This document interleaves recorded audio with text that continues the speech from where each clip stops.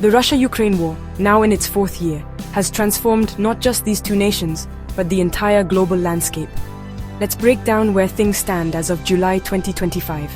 First up, Ukraine. The situation is brutal. Ukrainian forces are stretched thin, with severe manpower shortages after years of intense fighting and high casualties.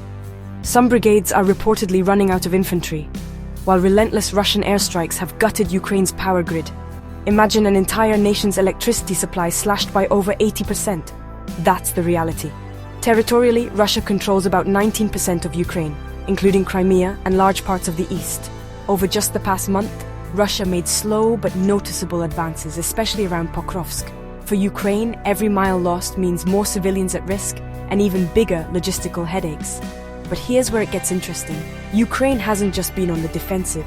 The country's air defenses have chopped down Russian airstrikes by up to 75% in some areas. And those drone attacks on Russian oil tankers, they've hit Moscow where it hurts, disrupting logistics and energy exports. Still, the economic picture for Ukraine is grim. The economy shrank by nearly 45% in the first year of the invasion, and recovery is slow. Millions are displaced, almost a quarter of Ukraine's pre-war population. The country relies heavily on international aid, but with Europe divided and populist movements gaining ground, that support is looking shakier by the day. Now what about Russia? On paper, things look solid, at least for now. The economy grew more than 4% in 2024, fueled by war spending and oil sales to China and India. The ruble's up 40% this year, but dig deeper and you see cracks. This growth is almost entirely driven by the war machine. Inflation's nearly 10%. There's a labor shortage. Over 1 million soldiers have been killed or wounded, and experts warn that if Russia keeps this up, its economy could stall or even collapse by the end of 2025. Globally, the war's ripple effects are everywhere. Supply chain shocks and rising food and energy prices are fueling inflation worldwide.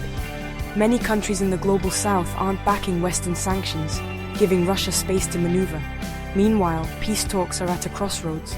President Trump gave Moscow until early August to move on a deal, threatening harsh new sanctions if they don't.